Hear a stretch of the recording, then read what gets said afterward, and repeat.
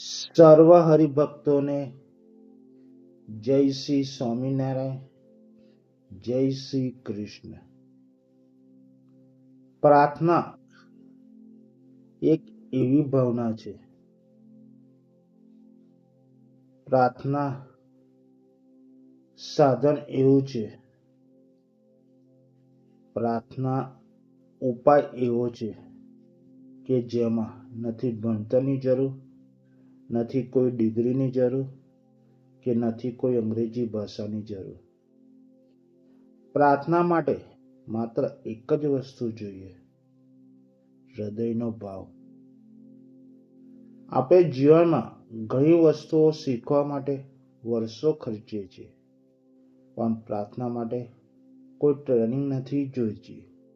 તમે ગાડી ચલાવતા ચલાવતા પ્રાર્થના કરી શકો છો, સ્નાન કરતા કરતા પણ પ્રાર્થના કરી શકો છો, ઓફિસમાં બેઠા બેઠા પણ પ્રાર્થના થઈ શકે છે, ચાલતા જતા જમતા પ્રાર્થના થઈ શકે છે.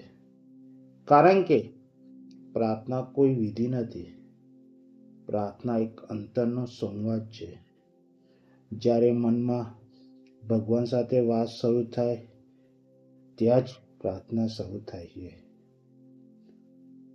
પ્રાર્થનાનું સાચું સ્વરૂપ ઘણા લોકો સમજે છે, પ્રાર્થના એટલે માગવું, પણ સાચી પ્રાર્થના એટલે સમર્પણ. હે ભગવાન, તમે જે કરો તે મંગલ માટે જ કરો. જ્યારે આ ભાવ આવે છે ત્યારે ફરિયાદો બંધ થાય છે ને શાંતિ શરૂ થાય છે. પ્રાર્થના એ આપણા અહંકારને ઓગાળે છે.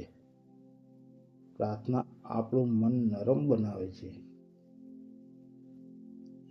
જીવનમાં બે વસ્તુ ખાસ યાદ રાખજો, પ્રાર્થના અને મૂર્તિમાં રહેવાની લટક. લટક એટલે શું? જેમ બાળકને માતા માટે પ્રેમ હોય તો તે વારંવાર તેને યાદ કરે, એમ ભક્તને ભગવાન માટે પ્રેમ થાય તો મૂર્તિનું મન અટકી જાય. પરંતુ આ લટક સહેલાઈથી નથી આવતી. તે ત્યારે આવે છે જ્યારે પ્રાર્થનાનું પ્રમાણ વધે છે.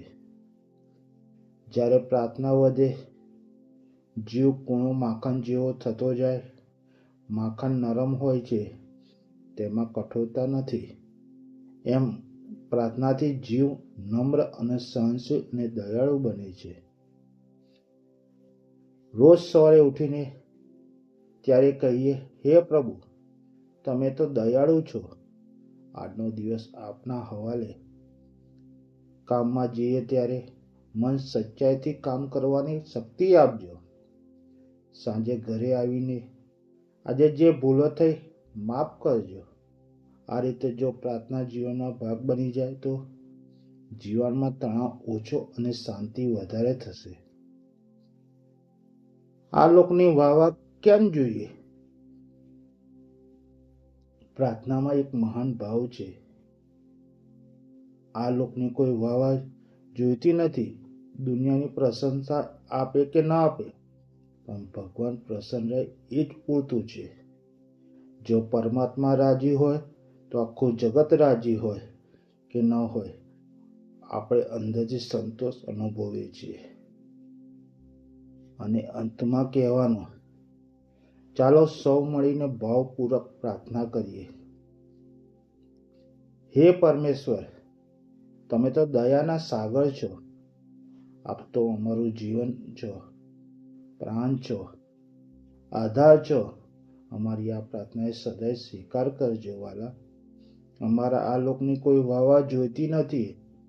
અમારા ઉપર સદાય પ્રસન્ન રહેજો. અમારા હૃદયને સદાય વસતા રહેજો. જો આવી રોજ પ્રાર્થના કરો તો જીવનમાં સુખ શાંતિ જરૂરથી મળે છે. જય શ્રી સ્વામિનારાયણ.